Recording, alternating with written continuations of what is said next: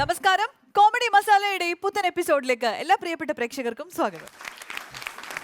ഇന്ന് നമുക്കിവിടെ ഓഡിയൻസ് ആയിട്ട് എത്തിച്ചേർന്നിട്ടുള്ള എല്ലാവരെയും സ്നേഹപൂർവ്വം സ്വാഗതം ചെയ്യുന്നു. ആൻഡ് നമ്മൾ ഈ വേദിയിലേക്ക് ക്ഷണിക്കുകയാണ് ശ്രീ ഹരിശ്രീ മാർട്ടിൻ ആൻഡ് ശ്രീ ഉല്ലാസ് പന്തളം. നമ്മുടെ ഇന്നത്തെ പുതിയ എപ്പിസോഡിലേക്ക് രണ്ടുപേർക്കും സ്വാഗതം. Thank you. എന്തൊക്കെയാണ് വിശേഷങ്ങൾ? നല്ല വിശേഷം, സൂപ്പർ ആയിട്ടാണ് പോകുന്നു. നാട്ടുകാരൊക്കെ എന്ത് പറയുന്നു? നാട്ടുകാർ അവർ അതിലും വലിയ സൂപ്പർ ആണോ? നമ്മുടെ പ്രോഗ്രാം കണ്ടിട്ടേ. അല്ല, നിങ്ങളെ കുറിച്ച് നാട്ടുകാർ എന്ത് പറയുന്നു ഞാൻ ചോദിച്ചേ. ആണോ? സൂപ്പർ. നിങ്ങൾ രണ്ടുപേരും നാട്ടുകാർ അങ്ങനെ പറയുന്നേ? നല്ല നാട്ടുകാരാണ്, പ്രോത്സാഹനം തരുന്ന ഞങ്ങളുടെ നാട്ടുകാരാണ്. പിന്നെ ഇത് കാണുന്ന ആൾക്കാർ തീർച്ചയായിട്ടും. അപ്പൊ നാട്ടുകാരുടെ പ്രോത്സാഹനങ്ങൾ ഇനിയും തുടർന്നും പ്രതീക്ഷിച്ചുകൊണ്ട് നമ്മൾ ഒരു പുത്തൻ എപ്പിസോഡ് നിങ്ങളുടെ മുന്നിലേക്ക് അവതരിപ്പിക്കുകയാണ്. അപ്പൊ നിങ്ങൾക്ക് രണ്ടുപേർക്കും സ്വീറ്റുകളിലേക്ക് പോകാവുന്നതാണ്.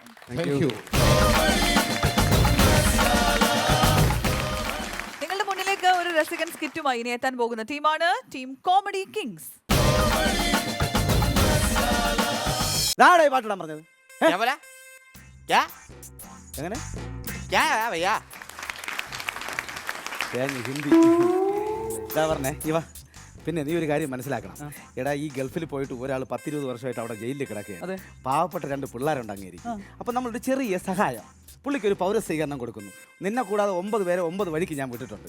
ഒരു 15,000 രൂപയുടെ പിരിവ്, നീ വക്കറ്റ് പിരിവ് എടുത്തോണ്ട് വന്നു കഴിഞ്ഞാൽ ഇന്നത്തെ വൈകുന്നേരം നമ്മളിന്ന് തകർക്കും. ഓക്കെ, അപ്പൊ വിട്ടോ. എനിക്ക് വേറെ ആദ്യം കിട്ടുന്ന 100 രൂപയ്ക്ക് നീ ആദ്യം കാപ്പൂടി, ബാക്കി നമുക്ക് പിന്നെ നോക്കാം. പൊക്കാ ഹിന്ദിക്കാരാ.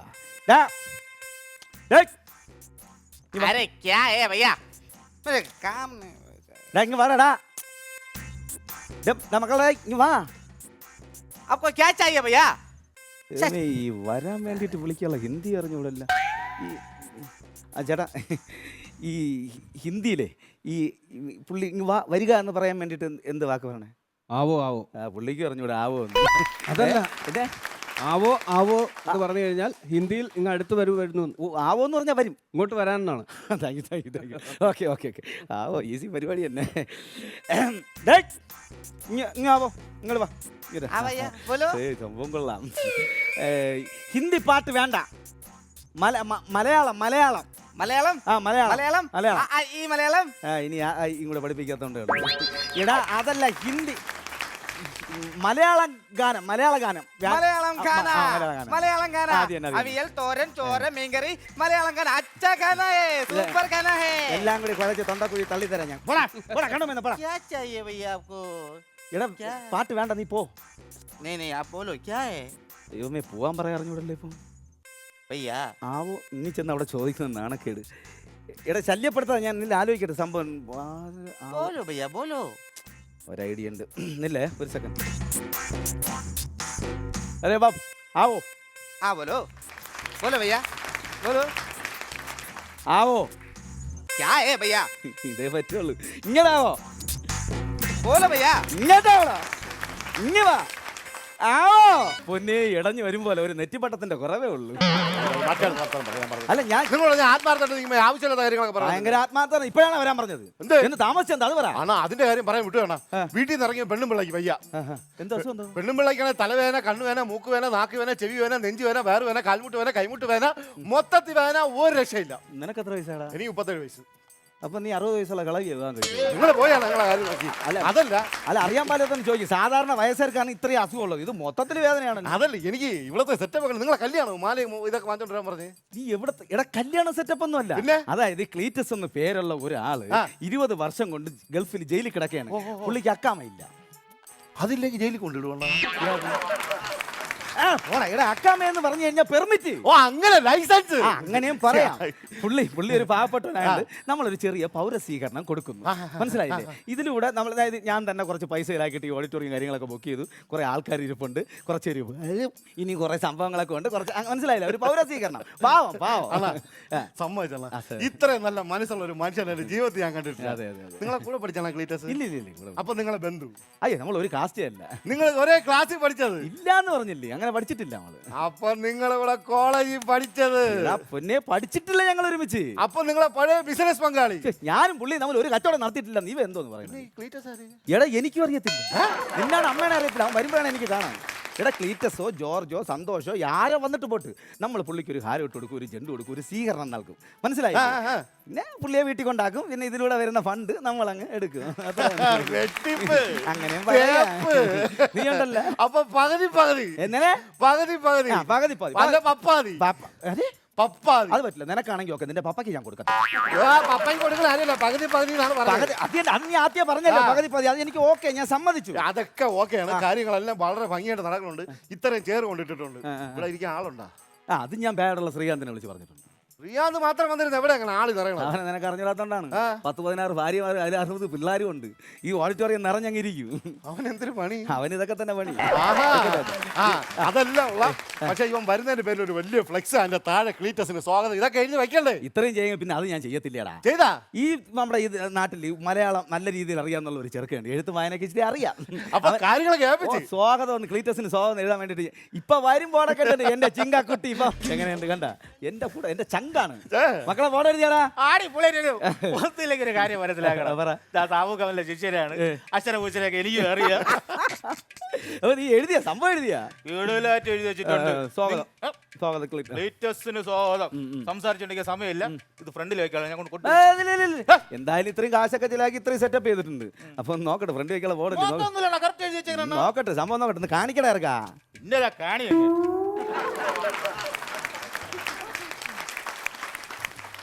എന്താന്നടാ ഇത്? എന്റെ കോർണിഷിന്റെ വരപ്പ് കണ്ട? അല്ല നീ എന്താണ് സംഭവം എഴുതിക്കുന്ന? ക്ലീറ്റസിനു സ്വാഗതം. സൈഡൊക്കെ റൗണ്ട് എന്തോന്നടാ ഈ എഴുതി വെച്ചിരിക്കുന്നത്? എടാ ക്ലിന്റന് സ്വാഗതം. ഇനി അമേരിക്കയിൽ പോണം അങ്ങനെ വിളിക്കാൻ. ആരുടെ സാബു കമ്പനിൽ ശിക്ഷ പറഞ്ഞ് നടക്കണം? അല്ല എനിക്ക് അറിയാൻ പാടില്ലാത്തോണ്ട് ചോദിക്കാണ്. നീ എന്നെ കൊലക്ക് കൊടുക്കാൻ വേണ്ടിയിട്ടാണ് ഇത് കൊണ്ട് വെച്ച് കഴിഞ്ഞാൽ ആര് വരുമെന്നാണ് നീ പറയുന്നത്? പെട്ടെന്നുള്ള ടെൻഷനിൽ എഴുതിയപ്പം ചെറിയ വിട്ടുവിട്ട് പോവില്ല. നേരെ എഴുതാൻ നോക്കൂ. ഒരു കാര്യം കൂടെ നിങ്ങൾക്ക് ചോദിക്കാം. പറ. നിങ്ങൾക്ക് ഈ സുഖുന്റെ റബ്ബറുകളിൽ എന്ത് കാര്യം? എന്റെ അടുത്താണ്. എടാ അത് ഈ ഒരു സാമൂഹ്യ പ്രവർത്തന സേവനമായിട്ടൊക്കെ നടക്കുന്ന ഞാനല്ലേ. ഈ നാട്ടുകാരുടെ മൊത്തം ഭാരം ഇറക്കി വെക്കുന്ന എന്റെ നെഞ്ചത്താണ്. എന്റെ നെഞ്ചത്താണ് ഇറക്കി. അതിന് നിങ്ങൾക്ക് റബ്ബറുകളിൽ കാര്യം എന്തെന്ന്? എന്റെ ഉള്ളിലുള്ള ഭാരം ഒന്ന് ഇറക്കി വെക്കേണ്ടേ? നിങ്ങൾ ഈ റബ്ബറുകളിൽ കാരണം ഞാനാണ് അവിടെ റബ്ബർ വെട്ടണത്. എന്റെ ഇപ്പോഴത്തെ അവസ്ഥ അറിയാം. പുള്ളി അടിച്ച പുള്ളി ഓടും പോലെയാണ് ഞാൻ ഇപ്പൊ റബ്ബർ വെട്ടണത് അവിടെ.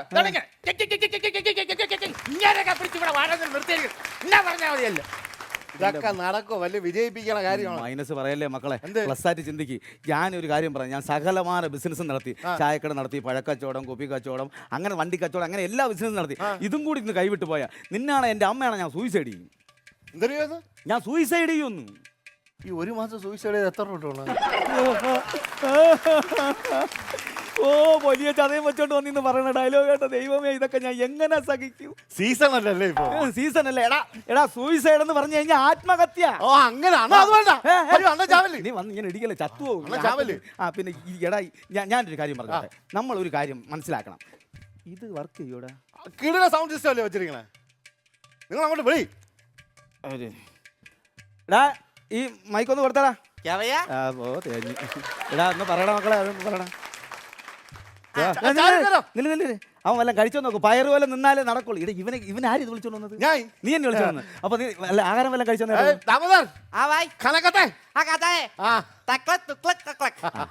എന്താന്ന് മനസ്സിലായില്ലേ? ഉരുളക്കിഴങ്ങ് അവിച്ചത്, സോയാബീൻ തോരനും, 5 ഒരു മഞ്ഞയും 4 ഒരു ചമ്പു. 5 കിലോ മാറ്റി തൊണ്ട പോയിട്ട് ചില മഞ്ഞയും കൂടെ തട്ടിക്കൊടു. എന്നാലേ ശരിയാവത്തോ. ഒരു സെക്കൻഡ്. ഇതൊക്കെ വീട്ടിൽ നിന്ന് ഭാര്യ വിളിക്കുന്നുണ്ട്. ആ വൈബ്രേറ്റിൽ ഇട്ടിട്ടും കണ്ടാ തന്നെ ഭാര്യ ഭയങ്കര പേടിയാണ്. ഭയങ്കര ചെല്ല. ഒരു സെക്കൻഡ്. ഹലോ. അല്ലാതെ പറയടി. അങ്ങനെ പറഞ്ഞ എങ്ങനെ? ആര് പറഞ്ഞു? നീ കുടുംബമൊക്കെ ആകുമ്പോൾ അങ്ങനെയൊക്കെ തന്നെ. മിണ്ടായില്ല ഇപ്പോൾ വിളിച്ച് പറഞ്ഞില്ലെങ്കിൽ ആവശ്യമില്ല, വിഷയം ഉണ്ടാവും. നീ അങ്ങോട്ട് മാറിയില്ലേ? കാര്യം പറഞ്ഞു. പറ. അത് നമ്മൾ കുടുംബ പ്രശ്നമാകുമ്പോൾ അങ്ങനെ തന്നെ. അങ്ങനെ പറയാനാണെങ്കിൽ ഇന്നലെ രാത്രി നീ അടത്തുണി വായിക്കാത്ത കുത്തി കയറ്റിച്ചിട്ട് കുനിച്ച് ചേർത്തി 60 ഡിഗ്രി ഇടിച്ച ഞാൻ ആടത്തെങ്കിലും പറഞ്ഞു ഇല്ലല്ലോ. ഞാൻ ചട്ട എടുത്തുകൊണ്ട് ഇതിൻ്റെ തുടയിൽ വെച്ച് തന്നിട്ട് ഞാൻ ആരെങ്കിലും കൊണ്ടു കാണിച്ചാൽ ഈ കുടുംബ വഴക്കാകുമ്പം 4 ചുവരുകൾക്കുള്ളിൽ നിൽക്കണം. അത് സ്വാഭാവികം. ഞാൻ ഇന്നാൾ നിൻ്റെ അടുത്ത് ബ്യൂട്ടി പാർലറിൽ പോകാൻ വേണ്ടിയിട്ട് ഒരു പൈസ 1000 രൂപ തരാമെന്ന് പറഞ്ഞു. അപ്പോൾ നീ എന്താണ് എൻ്റെ അടുത്ത് പറഞ്ഞത്? അയ്യോ ഇത് കാരണന്മാരെല്ലാവരും കൂടി നമുക്ക് അറിഞ്ഞു തന്ന സൗന്ദര്യമാണ്, ഞാൻ ബ്യൂട്ടി പാർലറിൽ പോകുന്നത് ബ്ലൗസ് വയ്ക്കാൻ വേണ്ടിയിട്ടാണെന്നൊക്കെ അല്ലേ നീ പറഞ്ഞത്? നീ ബ്ലൗസോ നിക്കറ പാവാട എന്തോ തച്ചിടും. പക്ഷേ ഇത് നമ്മളെ ഉള്ളിലറിയണം. മനസ്സിലായില്ലേ? വെളി പറയില്ലേ? ഓക്കെ, അതാണ് ഞാൻ. ഭാര്യയും ഭർത്താവ് എന്ന് പറയുമ്പോൾ അങ്ങനെ വേണം. പിന്നെ ഒരു കാര്യം എനിക്ക് പ്രത്യേകിച്ച് പറയേണ്ട, അലുമ്പ് ചെറുക്കന്മാരപ്പുറം ഇപ്പുറം ഉള്ളതാണ്. ഈ അവിടെ നമ്മളെ ഈ വീട്ടിലെ തേങ്ങ വീഴുന്ന ഓട് പൊട്ടി കിടക്കുകയാണ്. അത് ഞാൻ അവിടെ ഉണ്ടെങ്കിൽ മാറ്റി കിട്ടിയാണ്. നീ ഇന്ന് കുളിക്കുമ്പം വെളിയിൽ ഇറങ്ങി ഒന്ന് കുളി, വെളിയിലെ ബാത്റൂമിൽ നിന്ന് കുളി. ആ ചെറുക്കന്മാരെ പറ്റി സ്ഥലത്തൂടെ എത്തി നോക്കാം, അഴുക്ക ചെറുക്കന്മാരാണ്. ഈ ഇടയ്ക്ക് വിളിച്ച് ശല്യപ്പെടുത്തല്ല, ഞാൻ ഒരാവശ്യമായിട്ട് നിൽക്കുകയാണ്. വിളിക്കണ്ട ഞാൻ വിളിക്കാം. എൻ്റെ അമ്മയുടെ മക്കളെ വരാം, ഉമ്മ വെച്ച സ്വിച്ച് ഓഫ് അല്ലെങ്കിൽ നീ എനിക്ക് എന്നെ വിളിച്ച് ശല്യം ഫോൺ സ്വിച്ച് ഓഫ് ചെയ്യടി അങ്ങോട്ട്. എന്തൊരു മാരണോടെ. പക്ഷേ വേറൊരു കാര്യം, ഞാൻ ഇപ്പോൾ ഇത് വിളിച്ച് പറയായിരുന്നെങ്കിൽ ഡെയിലി ഇത് വിളിച്ച് ഇങ്ങനെ 24 മണിക്കൂർ ഇങ്ങനെ ഇത് നടക്കാൻ ഇടയ്ക്ക് വിളിച്ചാനെ. ഈ മൈക്ക് കൊടുക്കാൻ പറ. മൈക്കപ്പോഴേ കൊടുത്ത് മൈക്കപ്പം കൊടുത്തു. നിങ്ങൾ സംസാരിച്ചു തുടങ്ങിയപ്പോഴേ മൈക്ക് കൊടുത്തണ്ണാ. നിങ്ങൾ പറഞ്ഞ നാട്ടുകാർ മൊത്തം കേട്ട് നിങ്ങളെ ചേച്ചി കുളിമുറി കയറി കുളിക്കണവരെ. അല്ല ഇതെവിടെ വരെ കെട്ടിയിട്ടുണ്ട്? നിങ്ങളെ വീട്ടിലെ ഫ്രണ്ട് വരെ കെട്ടിയിട്ടുണ്ട്. നിങ്ങളെ വീടിന്റെ ഫ്രണ്ട് ഇങ്ങനെ തെങ്ങിന്റെ അവിടെ 4 എയർകോണാണ് വെച്ചിരിക്കുന്നത്. സംഭവം പൊളിഞ്ഞില്ലേ, ഒന്ന് വിളിക്കട്ടെ. വിളിച്ചു പറ ചേച്ചി. അയ്യോ സ്വിച്ച് ഓഫ്. ഞാൻ തന്നെ സ്വിച്ച് ഓഫ് ചെയ്യാൻ പറഞ്ഞു. എടാ ഇപ്പൊ പയ്യന്മാർ എന്റെ വീട്ടിന് ചുറ്റും പയ്യന്മാരായിരിക്കും. ഞാൻ പറഞ്ഞില്ല, നിങ്ങളെ വീടിന്റെ ഫ്രണ്ടിലെ തെങ്ങില് 4 എയർകോൺ വെച്ച് ഫിറ്റ് ചെയ്തിട്ടുണ്ട്. നൈസ മൈത്തിരി ചേച്ചി അങ്ങ് വിളിച്ച് പറ. ഇതിൽ കൂടെ അങ്ങ് വിളിച്ച് പറ. അതെങ്ങനെ കേക്കോ? നൈസ പറഞ്ഞാ മതി, മൈത്തിലങ്ങ് പറ.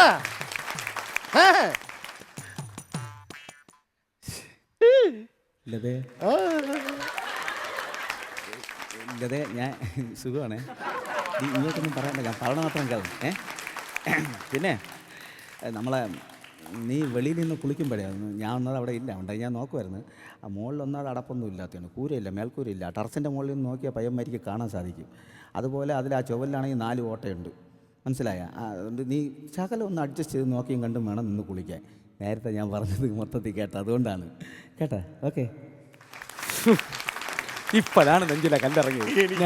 നേരത്തെ പറഞ്ഞ മൊത്തം പയ്യന്മാർ കേട്ട്. ഈടാ ഈ കാലം നേരത്തെ എന്റെ ചിങ്കക്കുട്ടിക്ക് ചെറിയൊരു തെറ്റ് പറ്റി. അത് എനിക്കറിയാം, നീ എനിക്കറിയാലോ.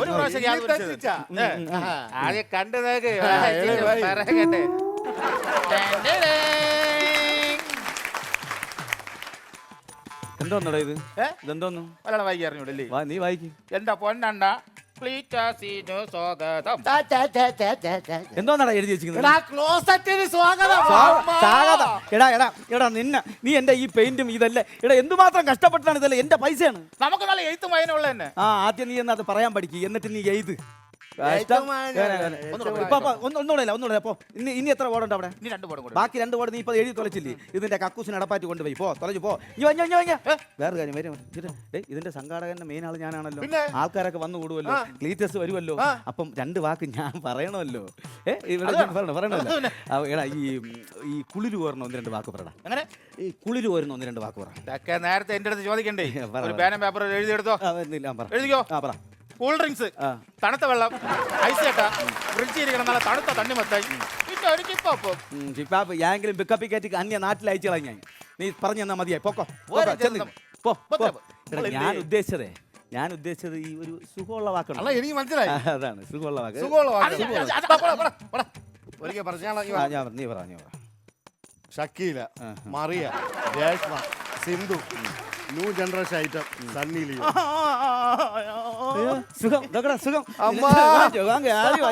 എടാ ഇതൊന്നും അല്ല ഞാൻ ഉദ്ദേശിച്ചത്. കേൾക്കുമ്പോ തന്നെ നെഞ്ചു കൊള്ളണം, ആ രീതിയിലുള്ള വാക്കാണ് ഞാൻ ഉദ്ദേശിച്ചത്. അതാണ്, അത്രേ ഉള്ളൂ. നിങ്ങളെ ഭാര്യ അവന്റെ കൂടെ വിളിച്ചോടി. നെഞ്ചിക്കൊള്ള വാക്ക് പറയാൻ പറഞ്ഞപ്പോ സന്തോഷമുള്ള കാര്യമാണ് പറയുന്നത്. ഇവൻ ആരടാ? അല്ല എന്റെ പെയിന്റ്, എന്റെ ബ്രഷ് എനിക്ക് ഒറ്റയ്ക്ക് എഴുതാൻ പറ്റൂല. എനിക്ക് കൂട്ടിനൊരാളെ വേണം. ആരെ ദാവം പറഞ്ഞ് വിളിച്ചോണ്ടോ? ഇവിടെ ഒരു ഉപയോഗമില്ല. ഈ ബംഗാളിനെ അവനെ വിളിച്ചോണ്ടോ? സംഭവം എനിക്ക് കൂട്ടിനൊരാളില്ല. പിന്നെ ഇതൊക്കെ കഴിഞ്ഞിട്ട് എന്റെ കുടുംബ പ്രശ്നത്തിൽ തീരുമാനം ഉണ്ടായതാണ്. നിനക്കെന്തോന്നു കുടുംബ പ്രശ്നം? ആണ് വലിയ പ്രശ്നമാണ് സംഭവം. എന്റെ വീടിന്റെ അടുത്ത് ഒരു വേറെ വൃത്തിയുടെ ചെറുക്കമുണ്ട്. ഞാൻ ജോലിക്ക് പോയി കഴിഞ്ഞാൽ എന്റെ വീട്ടിലാണ്. ഭയങ്കര ശല്യം.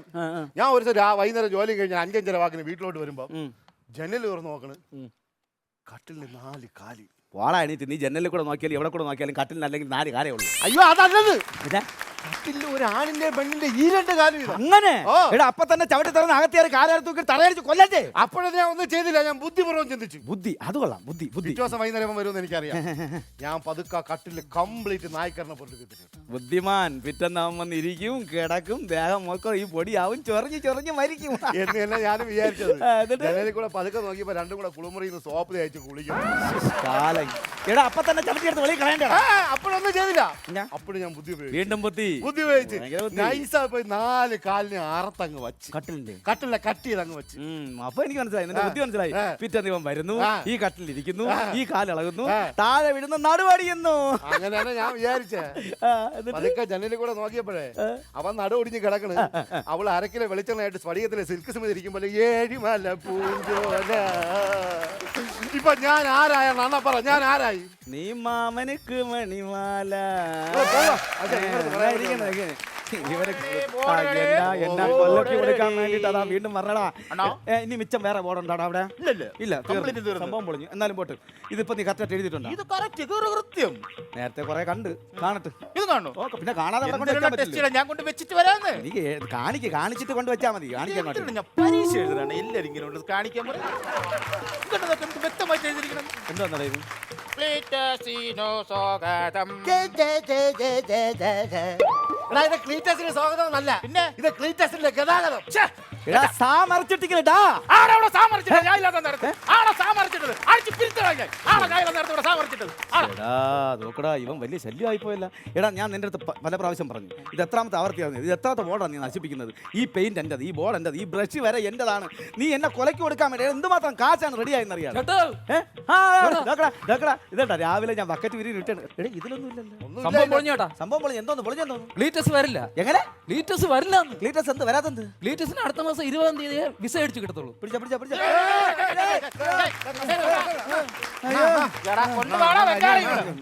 ഇങ്ങോട്ട് വാ. അയ്യോ വെള്ളം പറ. വെള്ളം ഡേയ്. നീ എന്നെ വെള്ളം കുടിച്ചത്? എനിക്കിതൊക്കെ കണ്ടാ തളിച്ചിട്ട് വരും.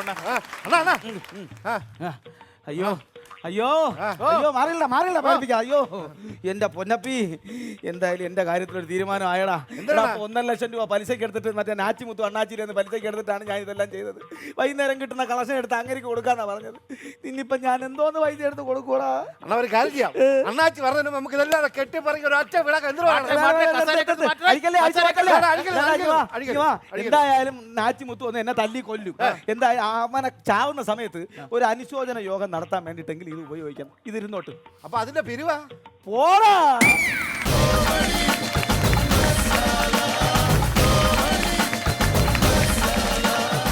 അങ്ങനെ നമ്മൾ ഇവരുടെ സ്കിറ്റ് കണ്ടു, നമ്മൾ എൻജോയ് ചെയ്തു. എങ്ങനെയുണ്ടായിരുന്നു?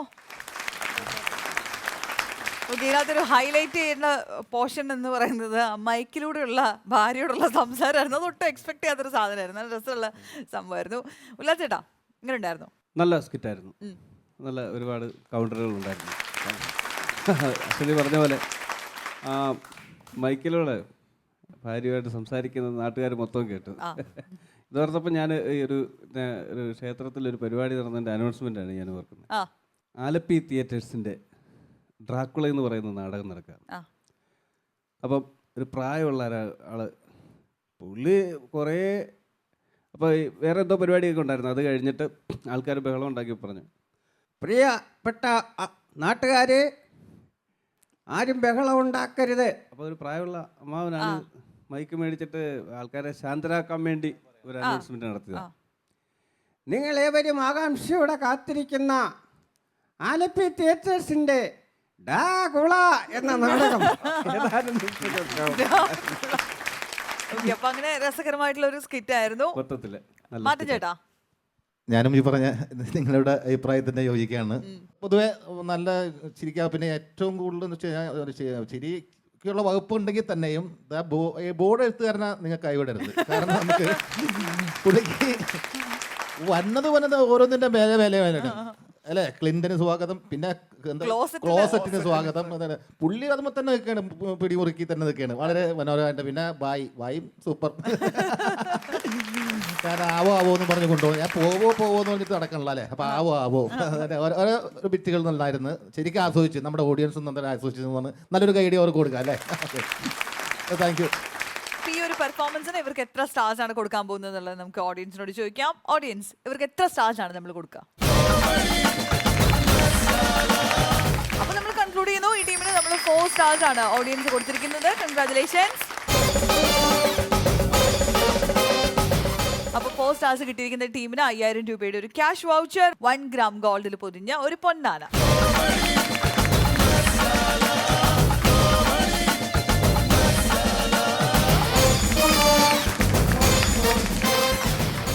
ഇന്നൊരു സ്പെഷ്യൽ പെർഫോമൻസുമായിട്ട് നമ്മുടെ മുന്നിലേക്ക് എത്തുന്നു ഒരു very talented artist Deepu Navaikulam.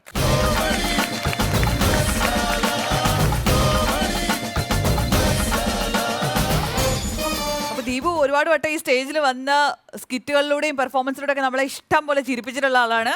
അപ്പൊ ഇപ്പൊ എന്താണ് ഈ 1-1 ഷോയുമായിട്ട് വന്നതിന്റെ ഉദ്ദേശം? എന്താണ് പരിപാടി? മലയാളത്തിലെ ചില സിനിമാ താരങ്ങളുടെ ശബ്ദാനുകരണമാണ് ലക്ഷ്യം. അതെ അതെ, കുറെ സ്കിറ്റുകളൊക്കെ ചെയ്തു. അപ്പൊ ഇനി സ്റ്റാർ ഷോ കൂടെ ചെയ്യാന്നുള്ളൊരു. Very good, very good. Okay, അപ്പൊ ആദ്യം നമ്മുടെ വിനായകൻ ചേട്ടന്റെ ശബ്ദമാണ്. വിനായകൻ ചേട്ടന്റെ ശബ്ദമാണ് ചെയ്യാൻ പോകുന്നത്. നീ എൻ്റെ അടുത്ത് വന്ന കാശിനാണ്, എൻ്റെ എല്ലാ ആവശ്യത്തിനുള്ള കാശാണ്, എന്താണെന്ന് അറിയാൻ പാടില്ല. അമ്മമാർക്കെല്ലാം എൻ്റെ ഭയങ്കര സ്നേഹമാണ്. ഭാഗ്യത്തിന് എനിക്ക് സ്നേഹം കാശിനോട്. ആശാന് അവന്മാര് കിട്ടില്ല ടീമാണ്, അവന്മാരെന്നെ ഉറക്കും. അടിപൊളി. അപ്പൊ ഇനി അടുത്തതായിട്ട് നമ്മുടെ ഭീമൻ രഘുചേട്ടൻ ഒരു പദ്യപാരായണ വേദിയിലേക്ക് എത്തിയാൽ എങ്ങനെയായിരിക്കും?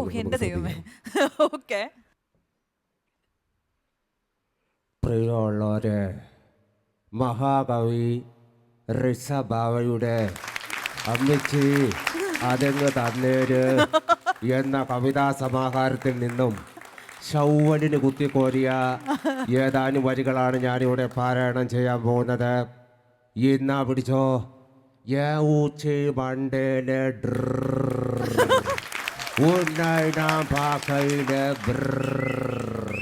കിട്ടാണി വന്നാലും എൻ്റെ പൊന്നുല്ലാസ പുല്ല് കംപ്ലീറ്റ്.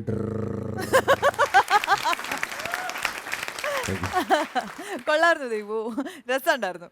എന്താണ് അടുത്തതിന്? അടുത്തത് നമ്മുടെ ഡയറക്ടർ ലാൽ ജോസ് സാറിന്റെ. ഓക്കെ, അദ്ദേഹം ഇവിടെ വന്നാൽ എങ്ങനെയായിരിക്കും? കോമഡി മസാലയുടെ വേദിയിൽ മലയാളത്തിന്റെ പ്രിയങ്കരനായ സംവിധായകൻ ലാൽ ജോസ് വന്നാൽ എങ്ങനെ ഉണ്ടാവും? പ്രിയമുള്ളവരെ, ഒരുപാട് സന്തോഷമുണ്ട് ഈ കോമഡി മസാലയിൽ വരാൻ കഴിഞ്ഞതിന്. എൻ്റെ പുതിയ സിനിമ എന്ന് പറയുന്നത് പൃഥ്വിരാജിൻ്റെ താന്തോന്നി എന്ന് പറയുന്ന സിനിമയുടെ സെക്കൻഡ് ഞാൻ ചെയ്യുന്നുണ്ട്. സിനിമയുടെ പേര് ഊച്ചാളി. അതുപോലെ തന്നെ തമിഴിലെ ധനുഷിൻ്റെ യാരടി നീ മോഹിനി എന്ന ചിത്രത്തിൻ്റെ മലയാളം ഞാൻ ചെയ്യുന്നുണ്ട്. സിനിമയുടെ പേര് ആരടാ നീ മോഹന. ഇത്രയും പറഞ്ഞുകൊണ്ട് നിർത്തുന്നു. നന്ദി, നമസ്കാരം. Thank you. വെരി ഗുഡ്, അടിപൊളി. ഓക്കെ, ഇനി അടുത്തതാരാണ്? അടുത്തത് മനോജ് കെ ജയൻ.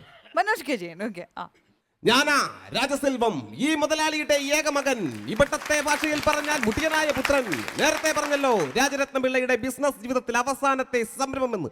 അവ കറം പറ്റും ഒട്ടുക്കത്തെ സംരംഭം. ഇനി അടുത്തത് സ്പോട്ട് ഡബിംഗ് ആണ്. സ്പോട്ട് ഡബിംഗ് ആണ്. ഓക്കെ, അപ്പൊ വിഷ്വൽ കണ്ടുകൊണ്ട് ഡബ് ചെയ്യും. സുരാജേട്ടന്റെ ശബ്ദമാണ്. ആഹാ, ചട്ടമ്പി നടന്ന ചിത്രത്തിലെ ഒരു സീൻ. ഓക്കെ. കർണാടകയിൽ എന്തോ മന്ത്രം ചൊല്ലിയതും ഉണ്ണിത്താൻ ചാടി എണീറ്റ് കേട്ടെ.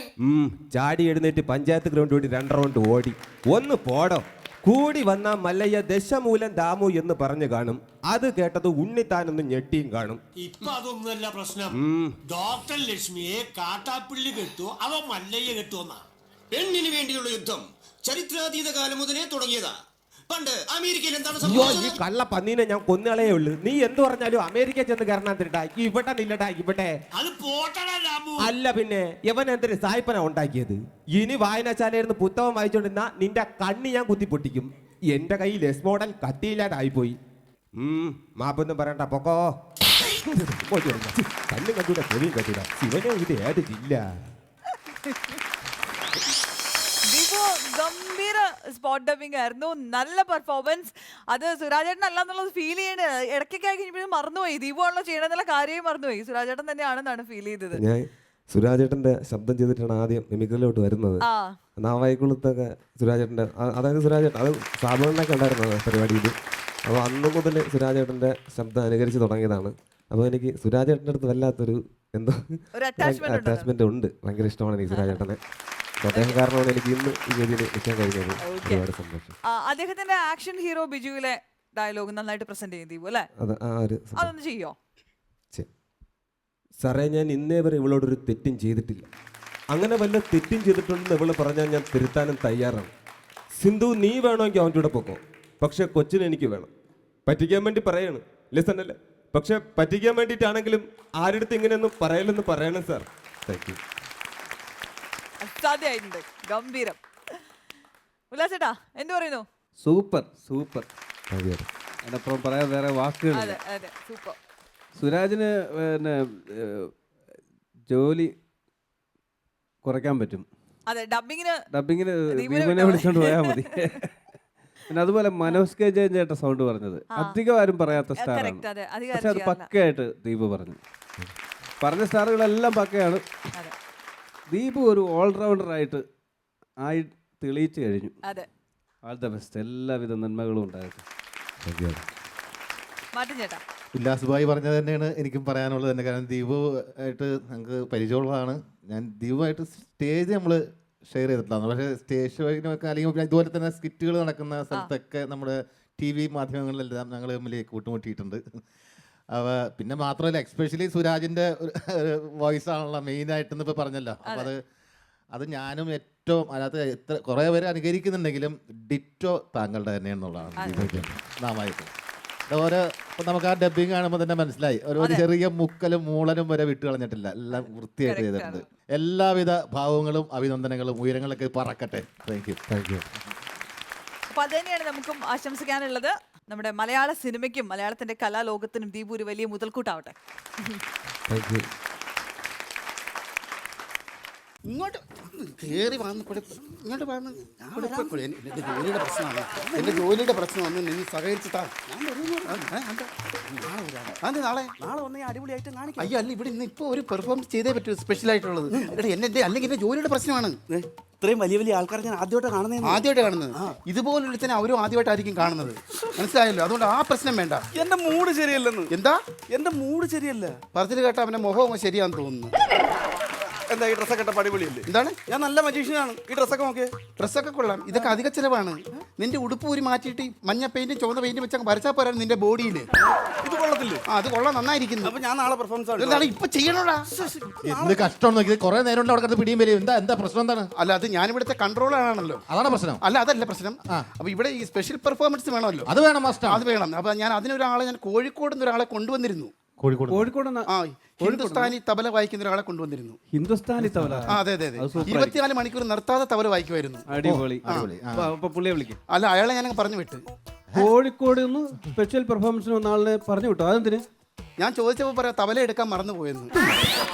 പിന്നെ അങ്ങനെ ഞാൻ അവനെ ഇവിടെ നിർത്താൻ അപ്പോഴേ പറഞ്ഞു വിട്ടു. 24 മണിക്കൂറും നിർത്താതെ വായിച്ചോണ്ടിരുന്ന ആളെ തബല എടുക്കാൻ മറന്നു. അതെ.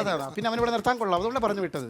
ഇനിയിപ്പോ അതിനാണല്ലോ ഇദ്ദേഹത്തെ കൊണ്ടുവന്നത്. സ്പെഷ്യൽ പെർഫോമൻസ് വേണ്ട. നന്നായിട്ട് ചെയ്യും ഇദ്ദേഹത്തെ കൊണ്ടുവന്നത്. ആരാണെങ്കിലും മതി, ഇവിടെ പെർഫോം ചെയ്യണം. അതെ, ഇദ്ദേഹത്തെ അറിയില്ലേ? അത് ഇദ്ദേഹം ആരാണെന്ന് നമുക്ക് അറിയില്ലല്ലോ. പ്രശസ്ത മജീഷ്യൻ മുതുകാട് കാലൻ. അല്ലല്ല, മുതുകാട് ബാലൻ. മുതുകാട് ബാലൻ. അതെ അതെ. നമ്മൾ ഈ magician Samraj sir, professor Muthukad സാറിനെയൊക്കെ അറിയാം. മുതുകാട് ബാലൻ എന്ന് പറഞ്ഞ ഒരാളെ നമുക്ക് അങ്ങനെ അറിയത്തില്ല. അത് ശരി. അപ്പൊ നിങ്ങൾ വലിയ വലിയ കഴിവുള്ളവരെ മാത്രമേ നിങ്ങൾ അറിയത്തുള്ളൂ. അതാ പറഞ്ഞ ഇതുപോലെ കഴിവ് കിട്ടാന്മാരെ നിങ്ങൾക്ക് അറിയത്തില്ല. നിന്നെ പറ്റിയാ പറഞ്ഞുകൊണ്ടിരിക്കുന്നത്. ഞാൻ നല്ല നല്ല ഐറ്റങ്ങളൊക്കെ കാണിക്കും. ഐറ്റം കാണിക്കും, സൂപ്പറായിട്ട് കാണിക്കും. ഐറ്റം കാണിക്കുന്നത് ഞാൻ പറഞ്ഞുതരാം. ഞാൻ കാണിക്കുന്ന ഐറ്റം ഞാൻ അല്ലാതെ ഞാൻ പറഞ്ഞു കൊടുക്കാം. ഞാൻ പറഞ്ഞോളാം. നീ പറയണോ? ഞാൻ പറഞ്ഞോളാം. ആരെങ്കിലും ഒരാൾ പറ. ഞാൻ പറയാം. ഞാൻ കാണിക്കുന്ന ഐറ്റം ഞാൻ പറയാം. പറ. അതെ, ഇപ്പം മാർട്ടിൻ ചേട്ടന്റെ കയ്യിലിരിക്കുന്ന ഒരു സാധനം, വിലപിടിപ്പുള്ള ഒരു സാധനം. ഉല്ലാസ് ചേട്ടന്റെ കയ്യിലിരിക്കുന്ന വിലപിടിപ്പുള്ള സാധനം വിത്തിൻ സെക്കൻഡ്സ് ഞാൻ എന്റെ പോക്കറ്റിലാക്കും. അതിനിവിടെ പോക്കറ്റ് അടി എന്നാ പറയുന്നത്. മനസ്സിലായോ? ഇതാ നിന്നോട് പറഞ്ഞാൽ ഞാൻ വാ തുറക്കരുത് അതല്ല ഉദ്ദേശിച്ചത്. ഇയാളുടെ മായാജാലം കൊണ്ട് നിങ്ങളുടെ പോക്കറ്റിൽ ഇരിക്കുന്ന അയാളുടെ കോട്ടിലാക്കും. എന്നിട്ട് നിങ്ങളുടെ മുന്നിൽ വെച്ച് തന്നെ മായാജാലം കൊണ്ട് അത് തിരിച്ച് നിങ്ങളുടെ പോക്കറ്റിലാക്കും. ഇനി അഥവാ നിങ്ങൾക്ക് അത് ഇഷ്ടപ്പെട്ടില്ലെങ്കിൽ ഞാൻ എന്റെ മറ്റേ ഐറ്റം കാണിക്കാം. ഏത് ഐറ്റം? അതായത് മുടിനാര് കൊണ്ട് ഒരു കാറ് കെട്ടി വലിക്കും. സൂപ്പർ. അത് വേണ്ട. ഞാൻ പറയുന്നത് കേക്ക്.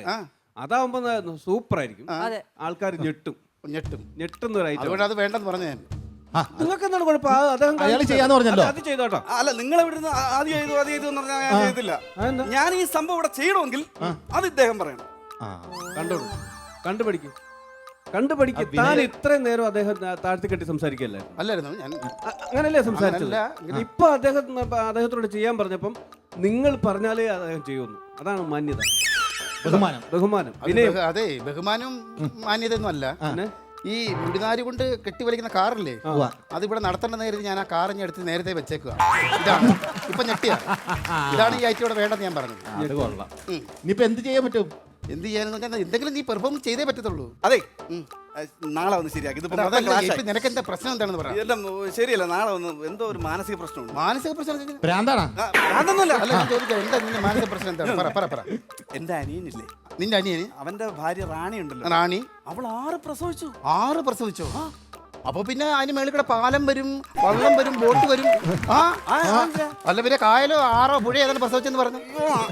കായലും 6 കടലൊന്നും പ്രസവിച്ചെന്നല്ല, പിന്നെ 6 കുട്ടികളെ പ്രസവിച്ചു. 6 കുട്ടികളെ പ്രസവിച്ചെന്ന്. അതിന് നീ എന്തിനാണ് വിഷമിക്കുന്നത്? എന്റെ ഭാര്യ 2 പ്രസവിച്ചുള്ളൂ. നിന്റെ അനിയന്റെ ഭാര്യയ്ക്ക് എന്താ ജോലി? പാഴ്സൽ സർവീസിൽ. അപ്പൊ പിന്നെ ഡെലിവറി നടന്നുകൊണ്ടിരിക്കും. അതുപോലാണോ അണ്ടി ആഫീസിൽ പോകുന്ന നിന്റെ പെണ്ണുമുള്ള? നീ എന്തെങ്കിലും ഇവിടെ പെർഫോമൻസ് ചെയ്തേ പറ്റത്തുള്ളൂ. പെർഫോം ചെയ്തിട്ട് പോകാൻ പറ്റുള്ളൂ. നീ എന്തെങ്കിലും പെർഫോമൻസ് ഇവിടെ ചെയ്തേ പറ്റത്തുള്ളൂ. ഇവിടെ എന്തെങ്കിലും പെർഫോമൻസ് ചെയ്തു കഴിഞ്ഞാൽ അതുകൊണ്ട് എനിക്ക് ഗുണമുണ്ടോ? പിന്നെ ഗുണമല്ലേ ഉള്ളൂ. ഇതേ ചാനൽ സംഭവം മനസ്സിലായില്ലേ? എടാ, നീ ഇവിടെ ഒരു പെർഫോമൻസ് കാണിച്ച് അത് ഹിറ്റായി കഴിഞ്ഞാൽ നീ നാളെ പുറത്താണ്. ആരെ പുറത്ത്? ഒറ്റ കീറിയാ തരും കേട്ടോ. അതല്ല പറഞ്ഞത്, നീ വിദേശത്തായിരിക്കുമെന്ന്.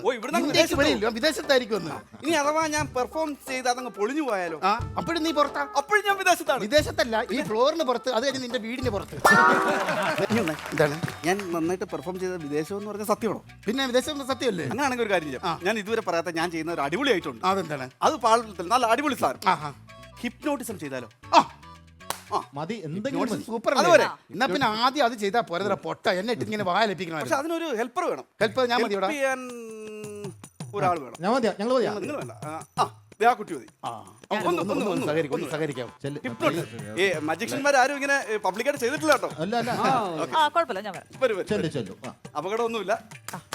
ഹാപ്പി ആയിട്ടൊരു സംഭവമാണ്. ഹിപ്നോട്ട് ചെയ്യാം. അപ്പൊ ഓക്കെ അല്ലേ? അപ്പൊ ശരി, കുട്ടി ചെയ്യേണ്ട വേറെ ഒന്നുമില്ല.